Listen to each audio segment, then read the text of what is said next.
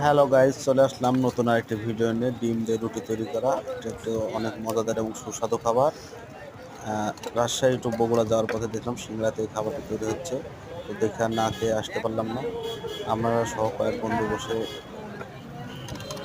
ডিম আর রুটিটা খাইলাম। অনেক মজাদার এবং সুস্বাদু সুস্বাদু খাবার ছিল। এর আগে কখনো খাইনি এই খাবার।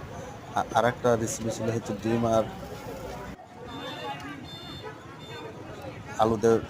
আলু আর ডিম ভাজি একসাথে। এই যে দেখেন কীভাবে তৈরি হচ্ছে ডিম আর রুটি। এই যে ডিম প্রথম ছেড়ে দিয়ে তার উপরে একটা রুটি দেওয়া হয়েছিল। সেই রুটির সাথে ডিমটা এখন মিশে গেছে। এই যে এখন একটু মশলা মিক্স করা হচ্ছে। মশলা মিক্স করার পরে যে আবার সুন্দর করে ভাজা হচ্ছে। সুন্দর করে মানে তাওয়াতেই এটা পিস খাওয়ার উপযোগী করা হচ্ছে, পিস পিস করা হচ্ছে।